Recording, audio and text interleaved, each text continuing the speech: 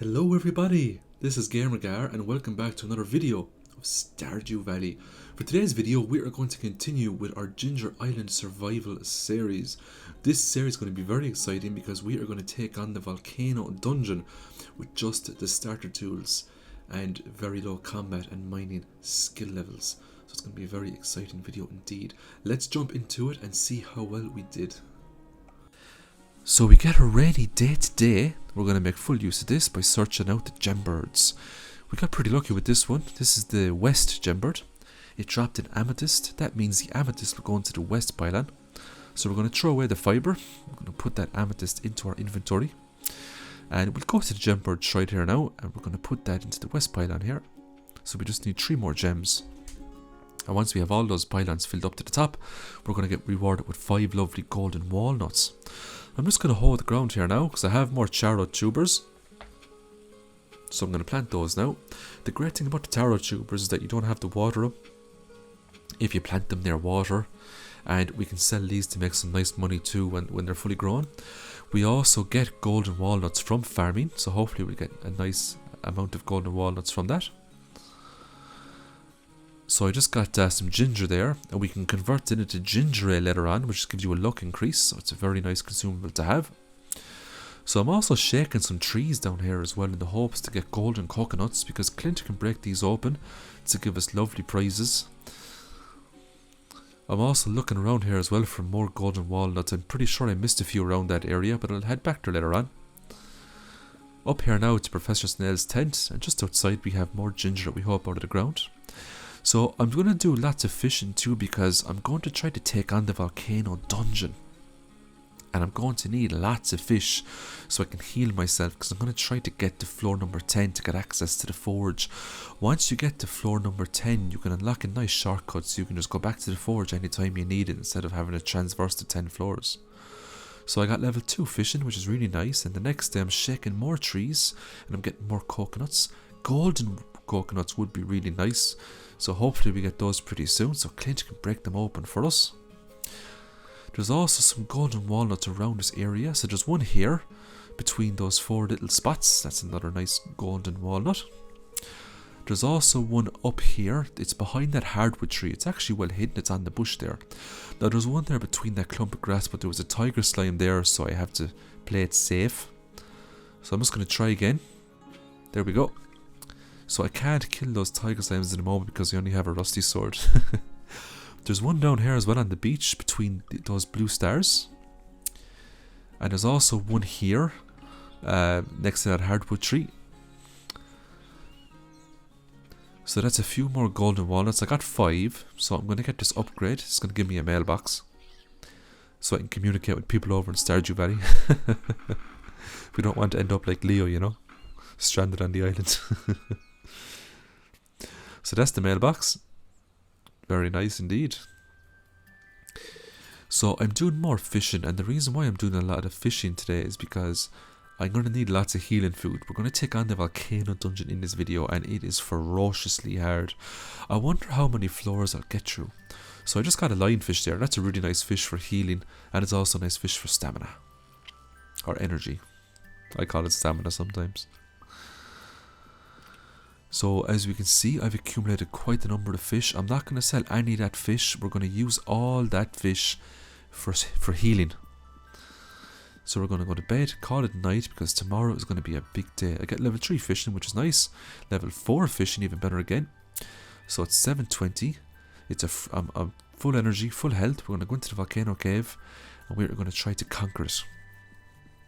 So I'm trying to get through without taking damage, so I'm just kiting these enemies around here at the moment. I'm trying to lure that slime out so I can get past it, because I want to keep all the healing food for when those lava sprites and magma sprites start attacking me, because it's going to be very hard to avoid those. So basically I'm going to have to avoid all the enemies because the rusty sword just isn't strong enough to fight and kill these enemies in a timely manner. So there is the first sprite enemy, and that thing is going to be on my tail until I get into the next room. If I see magma caps on the ground, I am going to pick them up because, you know, they're really good for healing. So because I have a regular pickaxe, it's going to take quite a lot of hits to break open a regular geode. So I'm going to have to eat food, soak up the damage, and I'm going to have to hit open those nodes whenever I get opportunities. So I don't have much of a choice here. I got to break open these nodes. I got to keep moving, otherwise I'm just going to die. At the same time, I don't want to go through all my healing food very quickly, so it's going to be ferociously hard. Not too sure I'm going to make it to floor 10, but we'll see. So this is the first floor done. On to floor number 2. So I'm just going to eat another lionfish here now. I have quite a lot of fish, so I'm hoping I have enough healables to get through to floor number 10. A lot of it too is going to be luck based.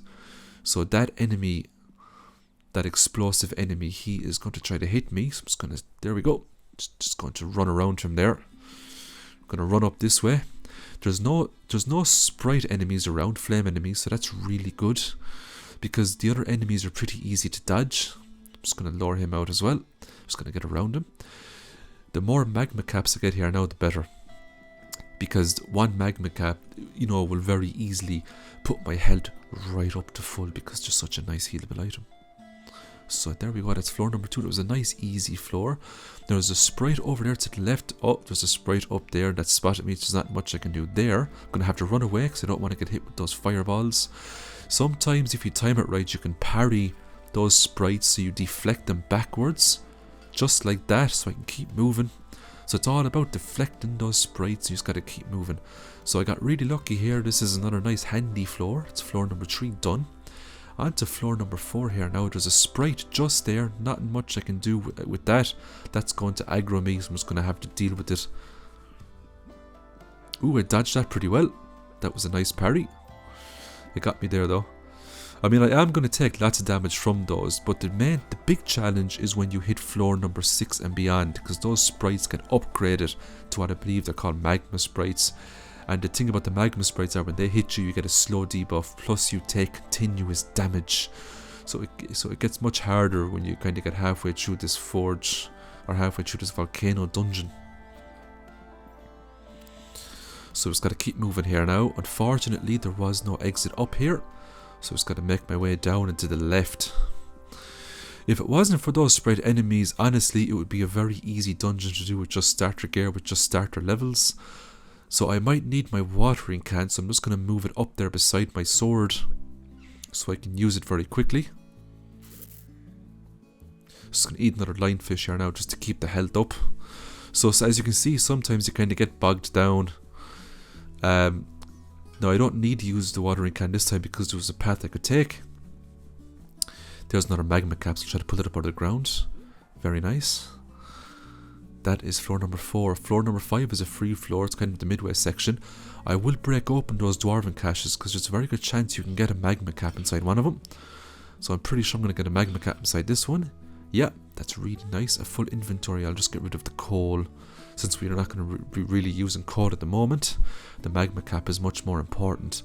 So what you see here now, I believe it's called a magma sprite. Now these things can actually charge up and rush you, but if you time it properly, you can parry them and you'll send them flying in the opposite direction. So it's all about mastering the parry to get through these guys. Sometimes they can be a little bit easier to avoid than the regular sprites because they do a charge up attack, so sometimes you can dodge it. As you can see there now, I got slowed, so I'm not moving as fast as I want. And I just parried it there, so I sent it flying. So the less, you know, the more sprites that attack me now, the harder it's going to get because you're just piling on the damage. I didn't really need to eat some food there, but sometimes I panic a little bit because they can hit me for quite a bit of health sometimes. So I just gotta mine through these ores, soak up the damage, eat the food and be on my way. As you can see, I'm kind of going through the food a lot faster now because those magma sprites, they just hit so hard. But this is a survival guide, so we just gotta deal with it. So unfortunately this room is an empty room, so I need to get around it. So I'm probably gonna go to maybe the left, because there's a magma cap up there as well, and there's multiple enemies attacking me at the moment. So I decided to go right, and I'm just gonna have to run up here. I'm gonna have to mine one node just to kind of get away from this. I'm hoping there's a door to my right, So I'm being attacked by 3 sprites at the moment, which is not nice. And they're doing plenty of damage to me. So I'm going to take another lionfish just to be safe. The door is right there. And there we go. So we're now at floor number 7. I'm going to heal up here now.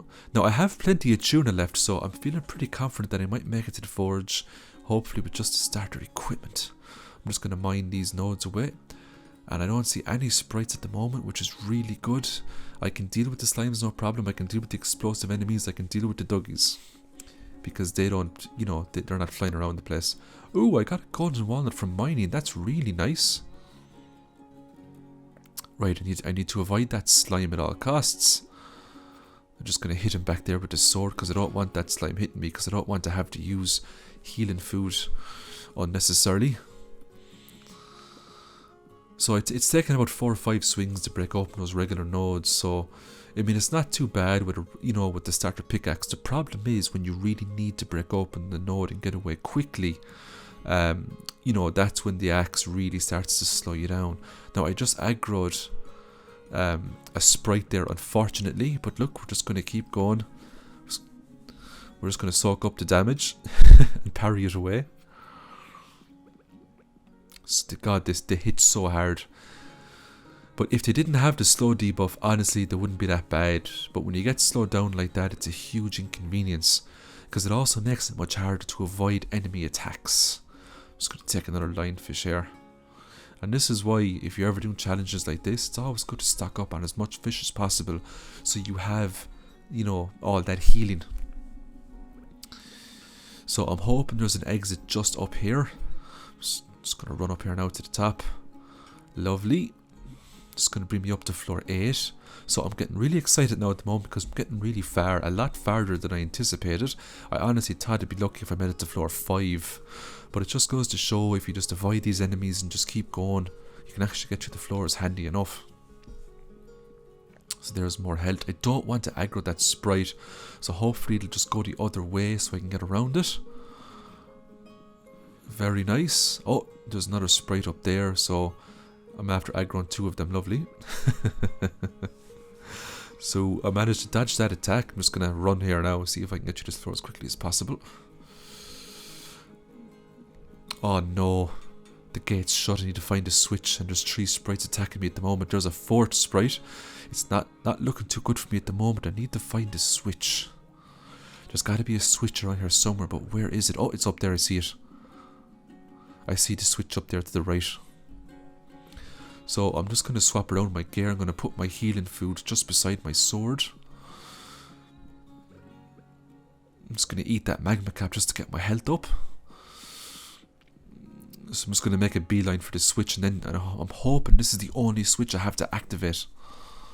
Just going to run back around here now and try to dodge all these sprites as best as I can. And you can't really outrun them. They're just too fast, and they cover too much of an area. Just going to take that tuna. So I don't know why I ran down here, but what's happening here now is I'm panicking a bit because I'm trying to get away from the sprites, but you can't really escape from them because they're just going to swarm you until you get into the next section. So I did make a few mistakes, but hopefully I'll be able to kind of get out of it. So thankfully it was just 1 switch I had to get in this area. That's floor 8 done. So I'm praying there isn't much sprites in this floor. This is the last floor I need to get through, and I'm going to make it to the forge. I only have a handful of fish left in my inventory, so my healable items are down. And I'm off to a real bad start here by aggroing 2 sprites. I'm also taking extra damage from those traps, which is unfortunate. The slime got me as well, which is also unfortunate. And there's loads of sprites in this area. So there's 3 on me at the moment. There's going to be 2 more on me now in a few seconds. That's a maximum of 5 sprites that are going to be ruining my day. There's another sprite. That's 6 sprites that are going to be swinging out of my head now at the moment. There is a chest right there. I wonder, should I get it? Should I go for the prize? Or should I ignore it and just go for the forge? I decided to just make a beeline to the forge because that's my last tuna. I have no more healables. I need to run. Run. There's 6 sprites on me at the moment. I don't know if I'm going to make it. Oh my god, I made it. I'm still taking damage from the continuous damage. Hopefully it doesn't kill me. I got a prismatic shard here, which is real nice, and there's 2 golden walnuts as well in the bushes. Whew, so I made it just by the skin of my teeth. Level 2 mining, level 2 combat. I think I started with level 1 mining. So there you have it. That's how you do the forge with starter equipment and low levels. Leave a note in the comments if you can do this challenge. So try it yourselves. Teleport off to Ginger Island with just the starter equipment and, you know, get yourself some fish and see if you can get through the 10 levels the same way I did. As you can see, my combat skill is 2 and my mining skill is 2, so I didn't have huge levels in terms of survivability, didn't have any sort of decent pickaxe or weapon, so it was basically just soaking up the damage, running through the floors and trying to avoid the enemies as best as possible.